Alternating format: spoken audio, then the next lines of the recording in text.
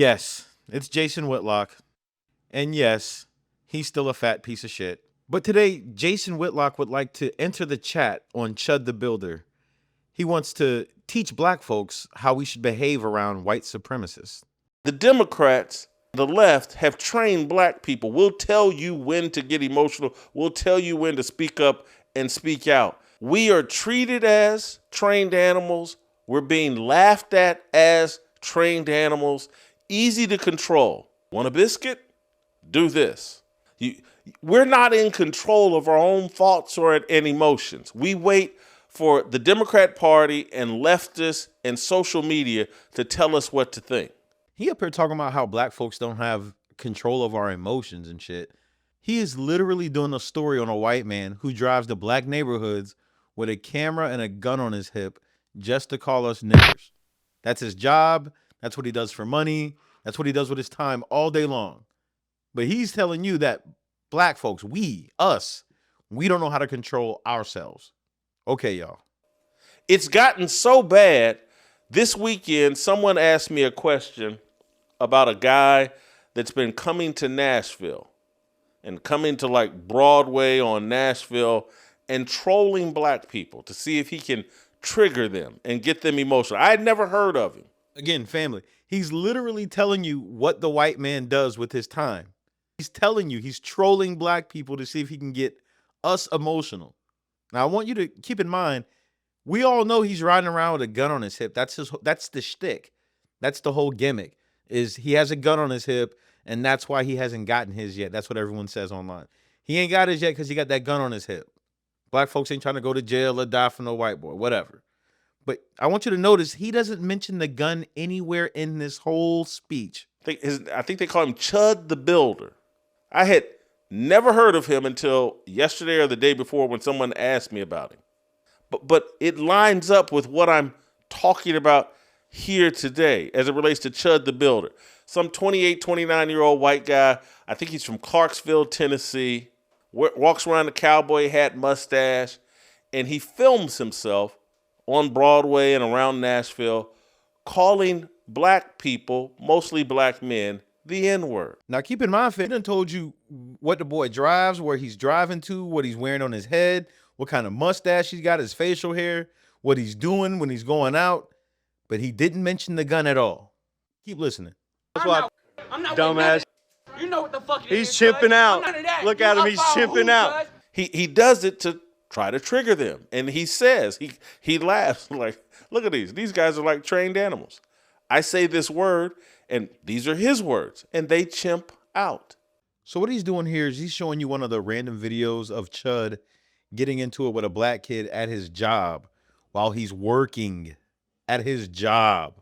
He comes to the dude's job to call him a nigga. Don't even know him. But see, Jason shows you only the part where the guy is reacting to Chud calling him a nigga for no reason other than to record the reaction and put it online. That's it. Mind you, Jason didn't give any of that context. He didn't say any of that. This is just one of the methods these paid coons use when they're doing the master's work. Like the whole thing is just to be like, oh, look how this person behaves. So he doesn't really have to lie about anything. He just leaves out the part where it would flip the entire meaning of the clip on its head. Like once you add the context and add the part where Chud is deliberately antagonizing the dude on his job, call him a nigger so he can get a response and put it online and record it, then most people would ask, well, why isn't Chud in jail? So what he's going to do is probably just keep playing curated clips so he can lead the audience to a predetermined conclusion that these black people are chimping out. He's even using the dude's own little slogan. Like, think about that. A black Jason Whitlock calling other black folks chimping out. He's just going to say what the white boy's saying. So now he's just going to use the white boy's slogan. He's just going to, they're chimping out. He's just going to say it now. Like, the cooning is out of this world, bro. And I went and looked, and I don't agree with his tactics. So you mean to tell me you went and checked, you went and looked for yourself, you saw the videos, and you didn't see any of the videos of him holding a gun on his hip or showing a gun on his hip? He didn't see any of that, which is literally every fucking video. That's literally every video this boy is making. And he's saying he went and checked, but he didn't see that.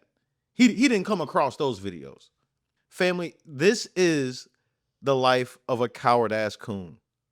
It's literally one long, lifelong humiliation ritual. It is. It really is. You have to pretend that none of this shit is really happening. It's not really happening. If it's this, then it's really that. And if it's that, it's really this. It's not what you're looking at. This is the life of a feckless fucking coward. This is the life. There's more. But I get his point. He's saying as a man, you should not allow anybody to control your emotions with words. Who is in control of us? Are we in control of ourselves? Or are these outside forces really in control of us? Because if black... What the fuck does he mean, outside sources? It ain't supernatural. It's a white boy with a gun on his hip, walking around with a camera calling people niggas so he can get their reaction and hopefully shoot one of them and use a stand your ground law and never see a day behind jail. But Fat Boy is on here talking about these outside forces, these other things. It's not other things. There's no outside force. It's not a ghost. This ain't fucking poltergeist. This ain't a white supremacist poltergeist. It's a white man with a gun on his hip antagonizing black people. Moving on. People can run around and call themselves the N-word, write music about killing N-words. If black people can kill each other and say, I smoked that N-word, and that's no big deal. We can control ourselves. Oh, that's rap music. That it doesn't really mean anything when a rapper says it. It doesn't mean anything when the Crips and the Blood say it and they're killing you. You see, folks, this is the mind of a coward. You should have known he was going to go here. These coons love to deflect it. But if the rapper can say it, if the rapper rapping about it, then why you mad because the white man call you a nigga? Listen, folks, this is coon talk. This is coon babble. You have every right to defend yourself if some white boy comes walking up on you with a gun on his hip, calling you a nigga with malicious intent. See, for Jason, that's a everyday, that's just a Tuesday at 2:00. No big deal.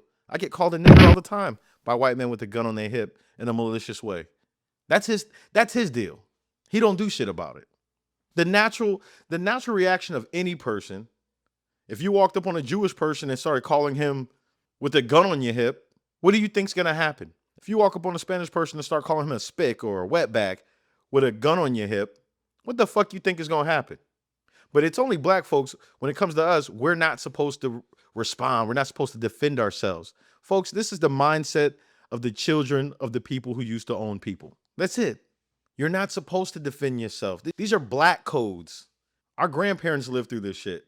For any other group, that if you walk up on somebody from the LGBTQ community with a gun on your hip, calling them a faggot, what do you think's gonna happen?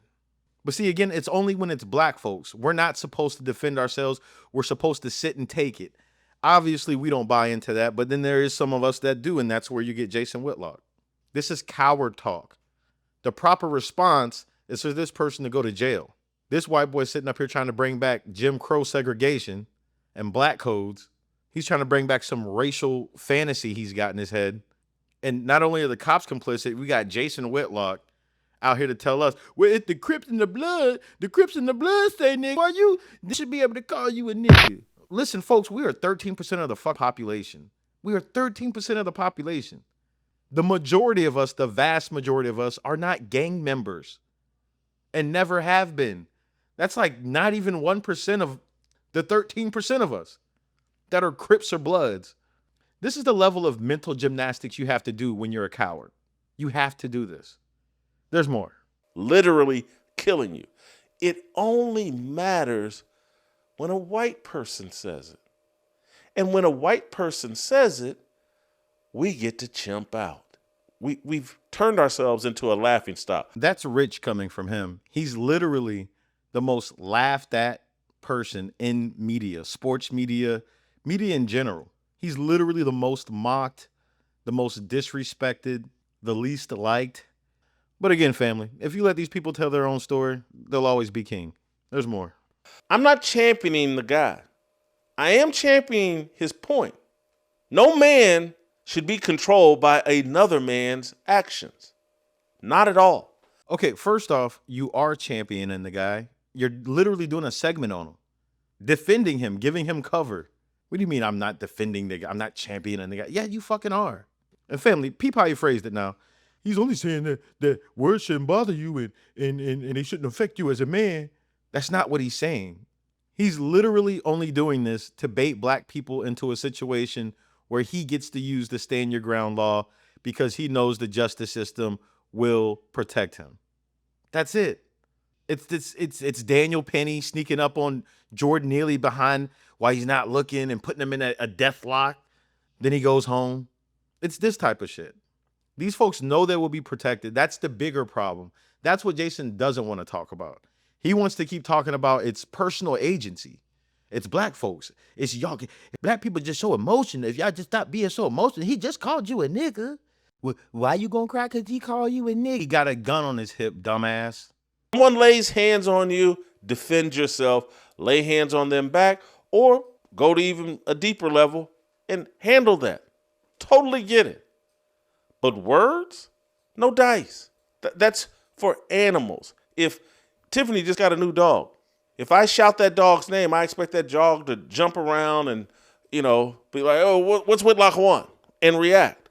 A dog, not a human being.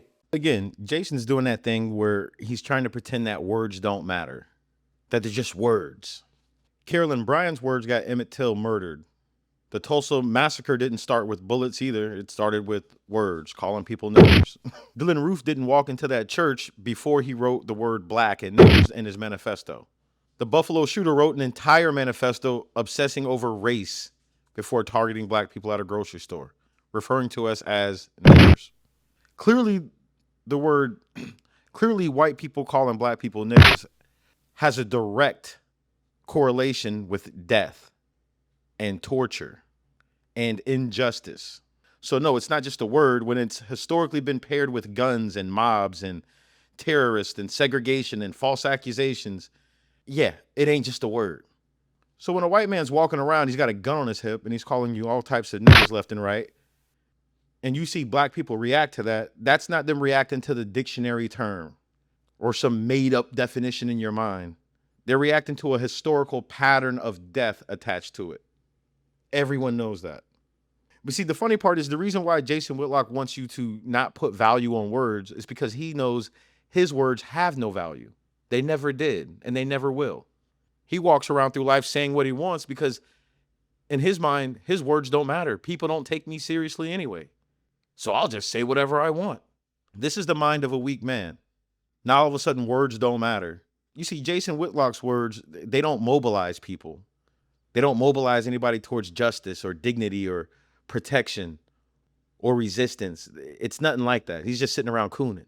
Well, y'all shouldn't let white folks get y'all riled up. They just called you a nigga. It's not like they burning the cross in your yard, man. Damn, they just called you a nigga. Let them call you a nigga. This is their mindset. This was a waste of a video, to be honest. I just had to do it because I seen the way he was caping for Chud, and I was just like, oh my God, we got to talk about this. Either way, y'all get in the comment section, man. Let me know what y'all think. It's Big Shiny Helmet, man. I'll check y'all in the next video. Peace.